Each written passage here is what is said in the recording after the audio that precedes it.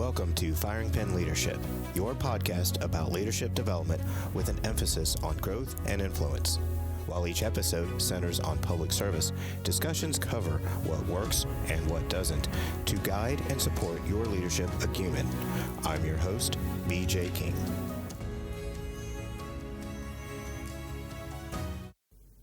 Welcome to this episode of Firing Pin Leadership. Today's episode is not going to have a guest speaker with me for me to interview. What I will be doing is reviewing a few articles that has information on leadership that most likely will be taken advantage of for the input that it can provide. The first one I like to talk about is the neuropsychology of good leaders making dumb mistakes. Now, while this does sound rather nerdy, it does clarify some really beneficial information that can really set the standard for the rest of the episode. What I'd like to go ahead and tell you is that when you review something and learn something, you always try to make it to the simplest, lowest common denominator. And that way it's understood and able to make more complex additions to it. Such as soccer. You're not going to go ahead and be a professional soccer player right after a couple of weeks of practice. It's a long-standing type of skill acquirement. And this is very valuable and applicable to leadership in making decisions. The thought is that you use reductionist processes to categorize and make sense of what you're able to learn and apply with what you already know. Because the way the brain works, you're trying to make those associations in order to make sense of the new standard. However, it's not always easy, just like anything new. As a result, vulnerability to errors in mental coding are easily revealed in leadership, as well as with anything else, but to include leadership. The article writer, Carleen Kerfoot, mentions that there are blind spots when developing your leadership. Just like driving, there's blind spots when you're moving about between the A-pillar, the mirrors, as well as what's behind you and outside your peripheral vision. In developing leadership, you have to learn to understand that there are blind spots and that you can work past those in order to get to your destination. At the same time, there's also the idea of filters that you use for the current credible information that you do have on what is valid and how you apply it. Those mental filters can be clouded with emotions that may overrule the intellect or reasoning, just to give you an idea. And as you get the idea of how challenging those filters are for you as you develop your skill set, then you can understand what it takes for you to overcome the blind spots and take the most benefit of your filter that you have to work through.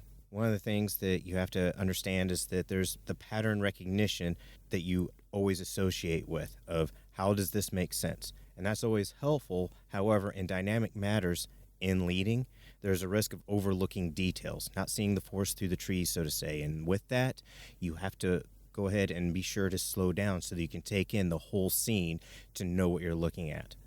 Efficiency can lead to errors and missing the obvious and not giving credibility to the size of that blind spot, because that your filter of understanding, taking in that input for decision making may have already been predetermined in your mind, and therefore you end up finding that hurdle. There can be cognitive errors, and the cognitive debiasing, that is an effort to eliminate or minimize the missed opportunities. What that means is, in my understanding, is that you can have errors in your thought process that's no fault of your own. It's just this is how you're thinking, but you're used to football and here you are playing soccer. There's some validity, but it's still different because you have that bias that, hey, I need to kick the ball all the time, or I need to go ahead and throw it or be ready to tackle. When you're dealing with soccer, that's not going to happen, but you still know that there's a ball to deal with. As a result, you can have missed opportunities, and developing those skill sets of leading, you have to go ahead and understand that to eliminate or minimize, you have to be aware of red flags. Those red flags that are worse or just can be very comparable to blind spots and the misleading filters in your mind. The conflict of interest, attachments to people, places, or things, and finally the presence of misleading memories. And I'll get into that. Take, for instance, the idea that people prefer to have numbers and depend solely on those numbers. We all know that statistics can be beneficial when they're applied correctly. While statistics don't lie, statisticians do, because they end up going ahead and twisting things and provide an influence or impact that may not be to the interest of what the statistic actually shows. Going back to the conflict of interest, of course there's the idea of nepotism. That's pretty easy. However, there can be a conflict of interest with a personal relationship that you may have with someone that I like that person better other than the performance. Or the performance is so outrageously incredible that you ignore the fact that you don't have a relationship with that person for which you can work within that capacity, and you look past it. However, then you realize that as you're working with that person in some fashion, that it's just not a good fit, and therefore what do you count as valid and necessary given the work environment for the interaction or the goal that you're seeking? And it's kind of like the idea of using your head and your heart to make a decision. Well, you can use your head, just bring your heart along, is probably the best one that I've heard before. As for misleading memories, statistically, they have proven that a memory can be inaccurate on a minimum basis of about 10 to 15%. So every time you recall something, there may be a level of your own desire to remember it a certain way. Not to say that it's completely wrong, but there is a level of emotional impact that you associate with being able to remember that. While 15% is easy to remember for me, it may be updated by now to where it's actually 12% or 20%. Who knows? I haven't done the research. All I know is when I learned that information about 8 years ago, I took that to heart because I thought I may need to use it, such as in this episode. Another concern is the idea of, while using these filters in your mind in order to rationalize and make decisions, you also have to be very careful not to oversimplify. And while you're looking for that common denominator, that basis for making a decision, you can make the mistake of oversimplifying and making it too much of a general forest as you're looking through those trees, and misunderstanding the idea of the size and the importance of what that forest provides for information for you. So what do you do in order to minimize the risk of making poor decisions? Basically, I'll just be honest, this article, while I get into it, it's going to mention the concept of being humble. What the article mentions is that encouraging dissent, as in take the contrast, take the opposite, see how valid those points are, see how impactful those consequences of those points may be for your goal.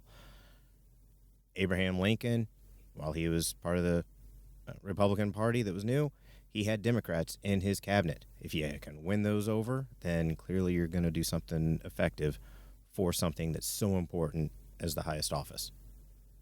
It's clear that dissenters, those that can speak up and be critical in a constructive manner, can create a better outcome if they are used appropriately.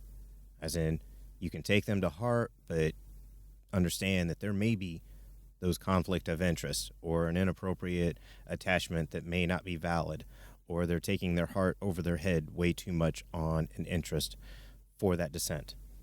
Another perspective that you can use is to discuss those red flag conditions openly with your inner circle. Go ahead and lay it out online. Be honest.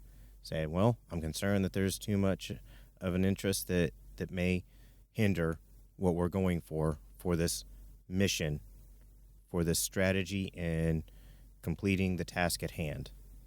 Finally, admitting a mistake. You must see yourself first as always prone to making mistakes and develop feedback loops. That was quoted. Anyways, that was an important point to make, because if you're humble enough to go ahead and say, oops, that was a screw up, once you take ownership of something that falters, then there's a better chance of others working with you so that it can be worked through and recovered and most likely improved even better. One thing that I think of on that is trying to do school grades. If you screw up and get an F and you're honest with the instructor, there's a good chance you can say, is there a chance I can work through this to improve it? Usually teachers want you to succeed. They're willing to work with you. But that does not omit the idea of considering the proper use of apologizing. President Kennedy did that on the Bay of Pigs incident. He won much more support that was ever expected with him just saying, I made the mistake. I made the bad call. I own this. I hope you can understand that. And people did. It's easier to get through that. In conclusion for this article, I like to quote this one part. Once leaders admit that they are biased, too quick to judge others based on external experiences, unable to change initial perceptions easily, have a memory that is faulty, are more irrational than they want to accept, and willing to add dissent to their environment, they can begin reducing errors, unquote. And what I take from that is that even at that point, if there are errors, then they're not so bad. Are they even considered errors then? If you go and say, whoops. So this article, what I take away from this is that there is some science behind the idea of what it takes for leaders. And that despite the best aspects of the perfect leader, neuropsychology proves that it's an evolution just like any other skill. Take anything, and leadership is at that same challenge for acquiring what is necessary for that mission, for that goal that you or an organization or just group have. As we've concluded the idea of good leaders making bad errors, I'd like to also now cover the idea of critical competencies. That's the title of this next article written by Sylvester Taylor and Bill Passmore. What they declare are some ideas that once you acquire or work to acquire some basic concepts, that such competencies will drive the effort forward much further. Such skills that include managing change, learning agility, interpersonal relationships, and collaboration. Basically, working with people. The first point is discovery-based learning. And the idea of that, it's a bit of that critical thinking that colleges, universities, and some high schools push hard for of, this is my point, this is the accuracy that I have, this is the fact that supports why I have this opinion kind of thing. Discovery-based learning has a level of curiosity and openness for learning alone, and then also taking calculated risks in order to learn those ideas to move forward, and then the ability to structure learning experiments that produce fresh insights that provides a level of applicability to what you're seeking to do. Again, this article even brings up encouraging dissent, that therefore then your thought of moving forward is challenged effectively, properly, and to have a level of consideration, as long as you're humble, though. And then also actively seeking input from a variety of sources, and that includes internally and externally considering those sources. Finally, for the discovery-based learning idea is the challenging the status quo, maintaining a state of perpetual interest to make things better, to constantly challenge. The next point that the article elaborates on is collaborative, strategic decision-making. This is don't go at it alone kind of thing. The willingness to take charge and make the tough calls, first as an individual in the face of some sort of confusion, dynamic, impactful matter that may involve life-saving or life-hindering actions, but also making sure that you're not alone, and not just the action itself, but that if you have to make that action, you're supported as well.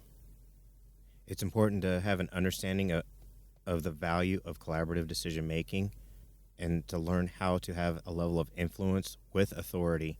That creates interdependent as opposed to dependent cultures within the organization, but that comes down to those little decision-making perspectives that don't drink from the water fountain with your mouth on the spigot kind of thing. Well, that creates a culture. If you're able to go ahead and support that driving dissent that may be within an organization, of encouraging that voice, at the same time you're able to minimize the volume of that dissent, because then you're able to adapt. Another point is that the article makes is that shaping work for meaning, however, only 13% of the workforce is highly engaged. That's horrible. But between all the decisions that people have to make in order to support their motivations, whether it be money or time or family or any of those things that people value with priorities and whatnot, I tell you, that does make sense, because people are willing to make sacrifices, and one of those sacrifices can easily be to be engaged fully, and therefore, as a leader, to raise that number up is easily a challenge that can be taken that would be worthwhile. So how does a leader support organizational competency? And this goes along with shaping work for meaning, stimulating and listening to ideas, acknowledging and rewarding efforts, providing time, space, and resources for innovation, removing barriers, allowing people to assume positions of influence. And that includes outside the idea of titles or just positions. And while I rattled those off, basically that's a holistic perspective of supporting a culture. While one may not have that title or burden, so to say, to encourage those points, they can still go ahead and have those attitudes as if they were at the same time. Another competency that's brought up is activating open networks. And I'll quote this section here. Leaders of the future will recognize that the expertise and capabilities that can be captured via full-time employment are but a microcosm of the total expertise available in the global labor pool. Basically, it comes down to acknowledging who your resources, your sources for support are on the below you and over you in order to complete that mission, whether it be just to get to retirement or obtain that new position or even acquire that new skill. One thing to ensure is to provide an environment of ensuring adequate engagement. Once you're able to establish that level of engagement and people know that you can be approachable in that perspective, the network grows. The contacts expand. The favors then can be given and received. The next point that the article has is leading complex and continuous change. This is regarding going above and beyond.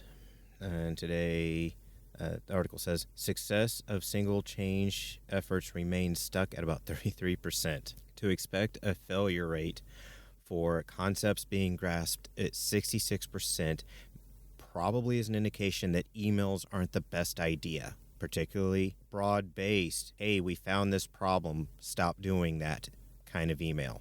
In a way, that's a level of micromanagement because it's very broad. If one person tends to not score the goal in the soccer goal, then obviously all of them have that problem. So we need to work on just that or understand how to work that computer program. No, if it wasn't clear the first time by the leader, then the leader needs to go ahead and express that mission repeatedly in a positive light that can be received for the audience.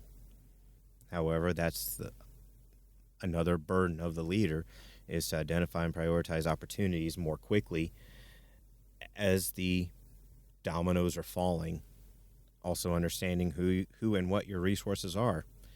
Some people may be more effective as a rock, and they're there being a rock. It's not much of a speed bump, but they're still a speed bump because they're a rock. Again, while leading complex and continuous change, one of the things to take advantage of is the interdependencies of multiple and simultaneous changes. Basically, as organizations, as families, as any social construct that may be established, there is an evolution. And one way as a leader is to understand that person or that interaction's part for the role that they are playing for, whether it be, again, a mission or some goal that may be in mind. If this is utilized enough, then there is that opportunity for increased speed of change.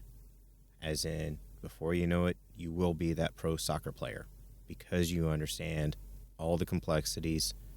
You're aware of those blind spots, as I mentioned earlier, and you'll be able to work through any other hurdles that come forward much better, much more efficiently because of that constant practice. The last point that the article presents for critical competencies is pursuing vertical development, and that's adding more complex thinking capacity. It's not so much the idea of adding skills, about the ability to balance the here and now against preparing for the future. This is done by developing ability to see patterns, develop the pattern recognition that we talked about, learning to think in terms of paradoxes and polarities, focusing exclusively on the ends of a continuum. Well, that's a little complex there for me. What I take from that is to take from both ends of the field and be willing to accept everything that happens on that field between the goals, whether it be the polar opposite or coincidental type activities. Envisioning long-term possibilities rather than being paralyzed, as in analysis paralysis kind of thought, where, oh my gosh, there's just so much I need to stop and reevaluate and then make this one determined route. And then if there's a hurdle, then I'll stop, maybe even pull back a little bit from the direction I was thinking about going, change direction and reevaluate and then go forward. You got to be careful of that because not making a decision is still a decision. Then other people will make those decisions, and it may not be in the interest of the mission or the goal. Another perspective of pursuing vertical development is understanding the use of technology. This is technology age, and it's only going to get bigger, longer, faster, more complicated to be more simple for everyone. Another perspective of pursuing vertical development is seeing beyond the personal achievement and advancement. That is critical in the idea that the mission or the goal is bigger than yourself. Maybe those sacrifices are worth it. Maybe someone else's sacrifices are worth it. The idea is that if that other person's role is included in making that active decision with dignity, then it'd be easier for them. And that is what makes a leader. Now I'm going to go into my next article, Overcoming the Top 10 Leadership Mistakes by Robert Pater. And the goal of this article comes over as change your game to achieve game-changing results. I'll go ahead and get right into it because I think the first mistake that he earmarks has to do with humility, and the mistake is arrogance. The article brings up the idea of identifying what arrogance is with examples of I can see and do all, not providing respect to others, ignoring your own mistakes, and being defensive in response to any sort of feedback. He explains that to recover from that, lead by taking personal responsibility. Well, if you're listening to this podcast, I think it's an easy concept for you that to provide a level of respect, but also self-respect to yourself with understanding that sometimes you just don't know what you don't know. An accident can happen. See it for what it is, by golly. Another mistake that a leader can make is that of distraction. Now, personally, I know that my issue for a long time has been a level of impulsivity regarding urgency and having to get something done here and there and whatnot. So, in essence, I was distracting myself from the idea of what goal I was looking to achieve. And he identifies the idea of distraction, the ability to control your own attention, to go for the shiny object, or squirrel, or go for that quick fix, that quick win, that quick buck. To recover from such distraction, one idea is to plan, to actually have a strategy, have a tactical response to apply to the general concepts for which you think that there might be a level of urgency, and work through it that way. Another mistake is disconnection. This idea is basically not bothering to seek a rapport with those that a leader may interact with, but to also not even put any effort into it. While this is a little bit of the idea of arrogance, but sometimes you may need to have a connection with someone, but if you fail to have any sort of connection, then that's just the same as not providing that level of respect with those that you work with, unless you're willing to take this all on by yourself. But you're going to have that result of one. If you have the support of others, then the mission success will be magnified more than just yourself. To make sure that you have the transverse of disconnection, just contribute nicely. Drop in, have a discussion, cup of coffee. Try to go ahead and bother to get an idea of what the pulse of an organization is. You ask someone what the morale of an organization is, there's a higher chance that you're going to get their perspective of how happy they are with the role that they are seeking. Well, the morale sucks. Well, no, that's your perspective. Well, I know that 5 others also do that too. Well, yeah, when you talk crap by the water cooler or on break or something, or side by side in the parking lot, yeah, it's easy to talk like that. But it's also the hand that feeds you is what you're getting upset about. If you ask for a pulse of an organization, what is the pulse? Is it young and vibrant? Or is it having a hard go and on life support? Well, that's a clue.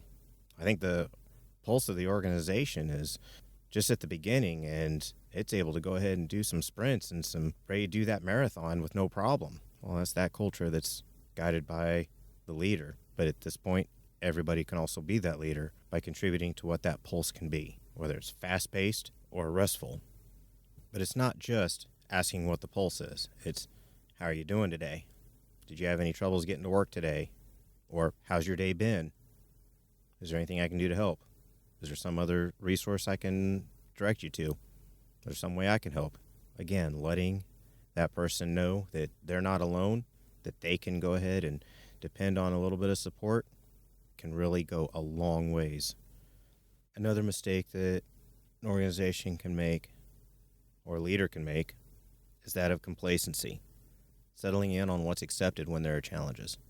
For sheriff's offices and police departments that have been around since the 1800s, 1900, all through the 1900s, and now the 21st century, and they're still having the problems that they have, it's kind of odd that they would permit that level of complacency for not answering those problems, or to let it degrade to that point after having such a high point, if there was any one at all of a high point, or to go ahead and say that, well, our workforce is getting older, or, man, our workforce is so young and there's not that many working right now. Well, that's accepting that and saying that I'm not saying that that's not an excuse or a good reason to have the challenges that may occur. I'm merely saying that that is a complacent answer to go ahead and minimize any such challenges.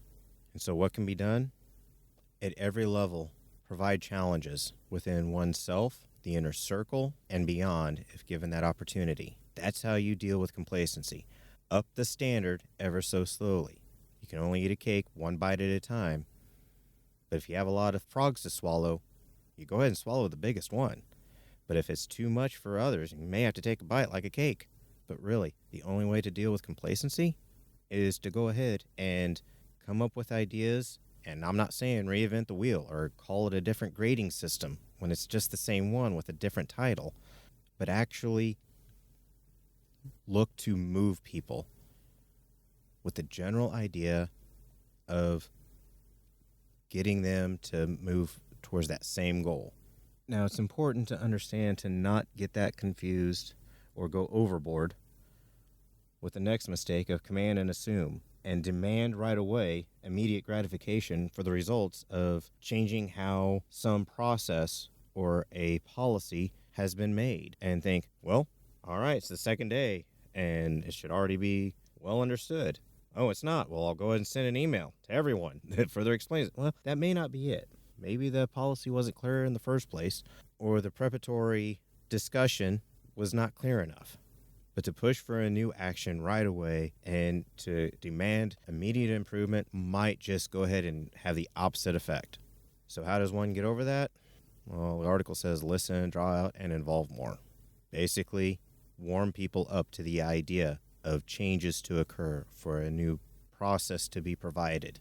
Yeah, you may understand this, you may get the idea, but clearly if this is an issue that some leaders aren't humble enough to understand and accept, then clearly it's a simple mistake that anybody can fall into. The next mistake that leadership can turn towards is that of tunnel vision, incorrectly positioning safety only as prevention rather than as an opportunity to attain high-level objectives of engagement and productivity. That was quoted, by the way. I would have to say that going down the wrong path or not really paying attention to the mission and thinking that it's the means to an end, which is the mission, when the means was never thought out deeply enough, or having an unreasonable level of expectation of results and thinking that, all right, well, I sent that email, we're good to go. I know I've already brought that up, but sometimes it's an oversimplified consideration, or thinking that if I have them stand still long enough, they'll get the idea. Sometimes you can beat people into submission to understand that something is important, but it won't be respected. And then you risk going down that 33% hold rate for new implementation. So how does a leader get over that? Widen and lengthen vision. Okay, so be more broad, more basic, so to say, in what you're going for, but it's important to make sure that it's attainable. You can't jump up an entire ladder up the side of the house. You can go ahead and take it one step at a time. Another mistake is getting in your own way and making it difficult to improve, basically trying to take too much all by yourself and make it the me show. It's me, the attention whores, so to say, and that as long as I go ahead and push it this way and you hear my voice over the radio or the email has my name at the end of it, then it matters. However, on the converse, if you just make continuous, slow adjustments, then they can be more welcomed. Another mistake is not using leverage, as in not knowing what your resources are, or resisting change, resisting knowing that your chance for succeeding in that mission is lower if you happen to go ahead and take advantage of that resource, of that person's role for which they're there for. How do you get over that? Plan, act, ask for their contribution, see if they're willing to step up as well. 2 mistakes left.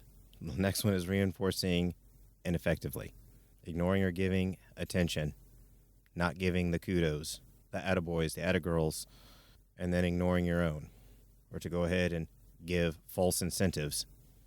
It's the same idea. It can be just as ineffective and just as dangerous.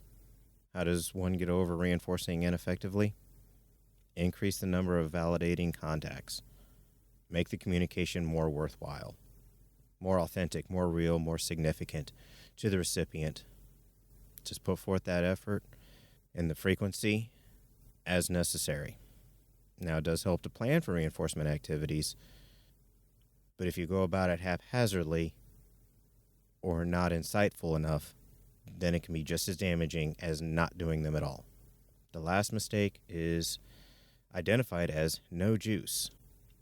So this mistake has to do with misleading the idea, or the misled idea, of logic alone or the statistics alone, and not put any heart factor into it, but complete the idea of just head and head alone. And if this methodology is applied, then this will be a result. And it's just that simple, and it can be applied just that fast. Well, this article goes ahead and explains that people always remember how you made them feel. And if you're looking to lead people, to influence them, if you make them feel valued and say that, yeah, there are statistics that say, or this methodology has been proven to show, but it's up to you to go ahead and reinforce it. Maybe we can get through this together. If you say something like that, put a little heart into it, provide them the opportunity to buy into the thought and to the person that's giving them that thought as well. Then there's a chance that you will find that the level of mistakes can easily be minimized, not completely avoided, because life happens. However, you consider the transverse or the converse of these mistakes, then there is a certain level of success. Well, I think that's going to be about enough of this wonderful podcast of nothing but my glorious voice. As I conclude, please know that this was a little bit of a dry one, but it's also important to set that standard. If you're going to listen to this podcast in order, then please know that they will get better. I will also develop my skill even better with talking and reviewing articles for the handful of times I look to do this. Thank you for your time.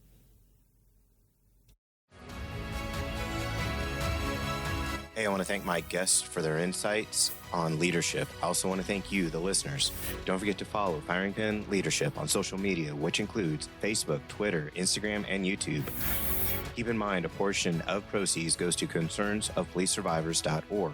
Concerns of Police Survivors provides resources to fallen officers' families and coworkers to rebuild their shattered lives. COPS offers training and assistance to law enforcement agencies nationwide on how to respond to tragic loss of a member of the law enforcement profession. Take care, and God bless.